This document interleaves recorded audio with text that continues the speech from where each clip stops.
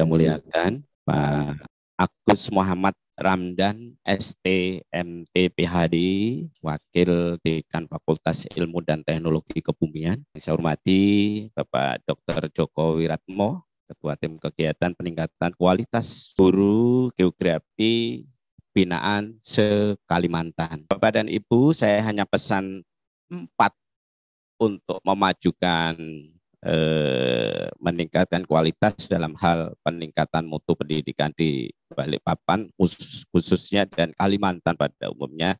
Mari kita bekerja keras, bekerja ikhlas, bekerja dengan cinta, dan bekerja dengan doa.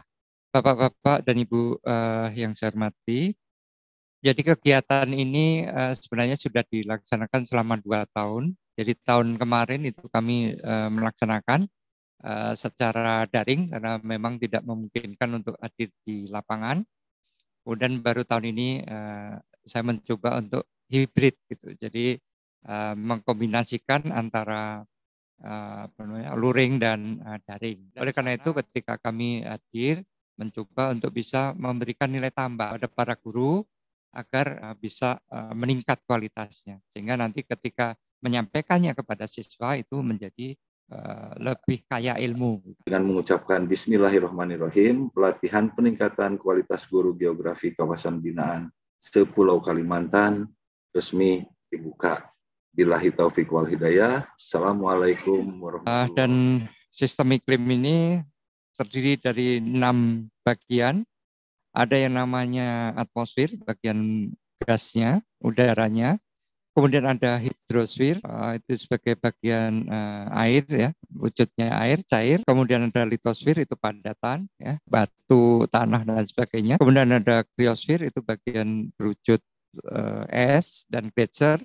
Kemudian ada biosfer, ini hewan dan tumbuhan, itu warnanya juga seperti ini. Adalah pola monsunal. Artinya apa? Jadi di dalam 1 tahun itu terjadi 1 kali puncak musim hujan, 1 kali puncak musim kemarau. Sehingga bentuknya seperti huruf U atau V. Artinya apa? Pada bulan Desember atau Januari, ya, DJF ya, Desember, Januari, Februari, curah hujannya tinggi, tetapi pada bulan JJA, Juni, Juli, Agustus, itu curah hujannya rendah. Kalau kita pengen mengetahui perubahan iklim, ketika terjadi peningkatan rata-rata, terjadi peningkatan, maka kita bisa mengatakan bahwa iklimnya telah... Ini ada suatu shifting daripada global climate change, ya, perubahan. Kenapa?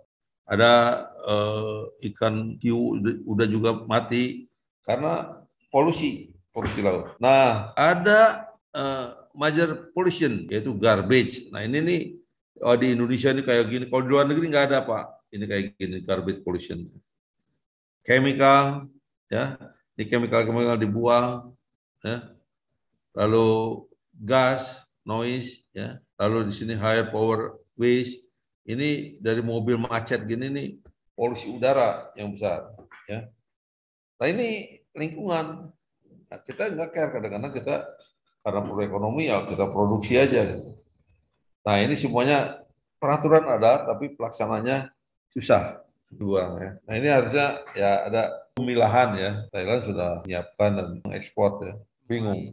Ekonomi dan globalisasi dalam konteks, nah saya kira yang background geografi sudah sangat familiar ini, pengembangan atau bagian dari human geography. Itu ilmu geografi dengan ilmu ekonomi, bumi ini terjadi dari sub-sub keruangan dan ini terjadi interaksi. Berikutnya tentang di tiap-tiap wilayah, tiap-tiap ruang yang berisi penduduk itu di dalam perkembangan sejarah, walaupun sekarang terjadi globalisasi ya, interaksi, tapi tetap itu masih punya. Berikutnya tentang permodelan ekonomi keuangan. Aktivitas ekonomi meningkat lebih lanjut ke kegiatan ekonomi sekunder. Ini.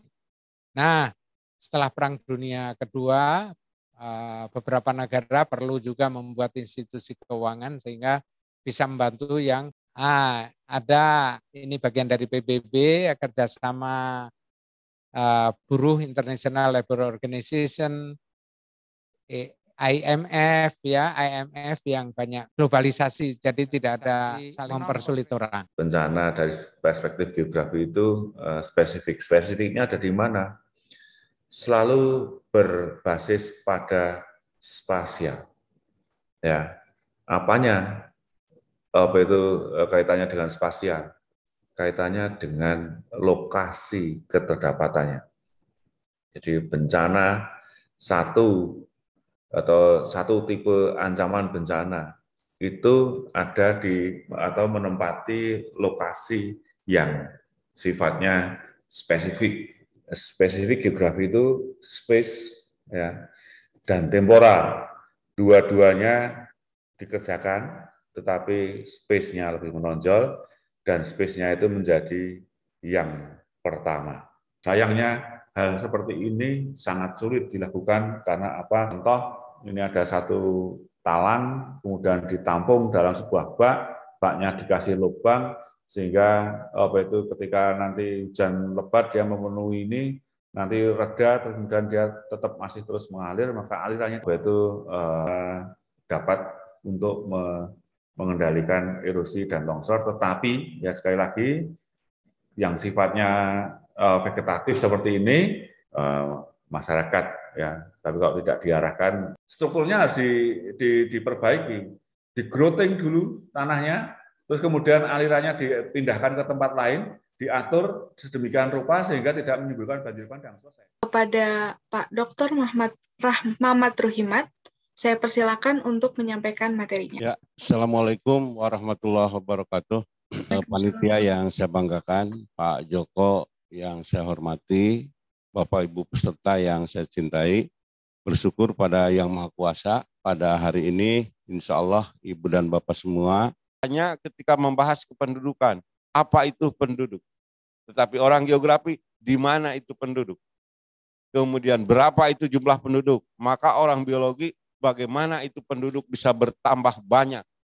Proses apa yang dilakukannya? Tetapi kalau geografi, mengapa ada di situ? Faktor-faktor apa yang menyebabkan ia tinggal di situ? Di dunia ini ada sebuah tempat yang sangat dengan pendidikan, indikatornya adalah buta huruf saja, Bu.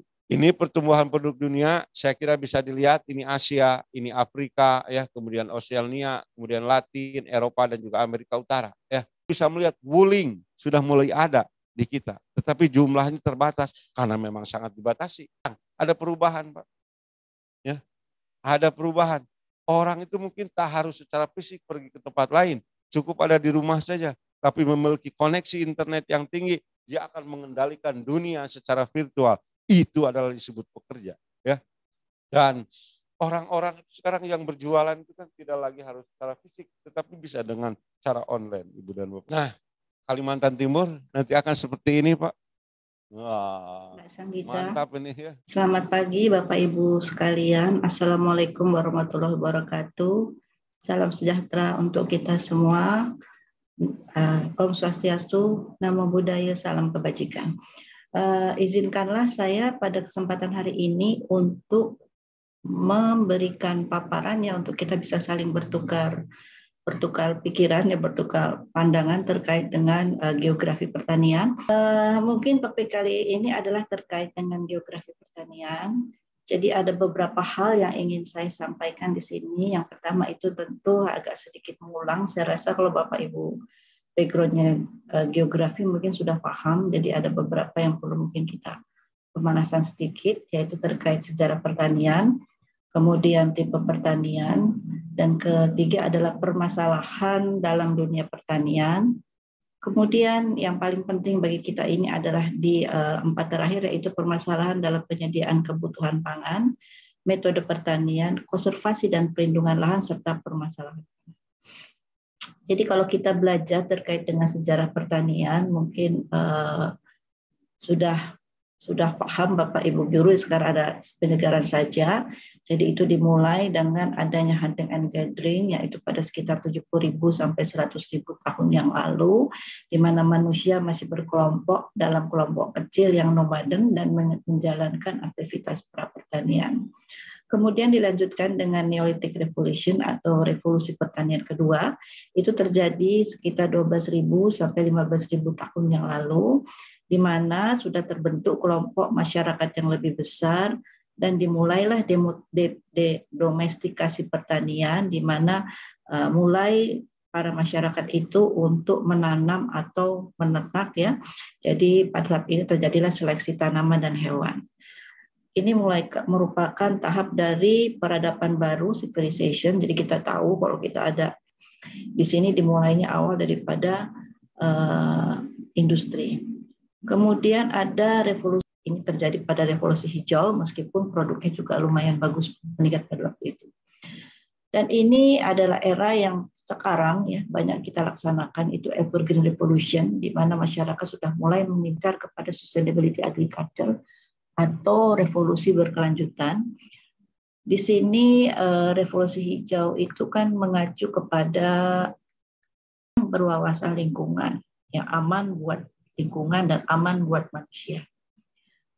Nah, ini dalam pertanian berkelanjutan itu ada keeratan sistem dan keragaman sistem. Jadi produktif dikontrol oleh keragaman sistem. Di sini dapat memadukan tanaman pohon, pakan, ternak, atau tanaman spesifik lainnya. Bahan-bahan semua itu tercukupi secara swadaya dan memakan daur energi. Dapat digunakan untuk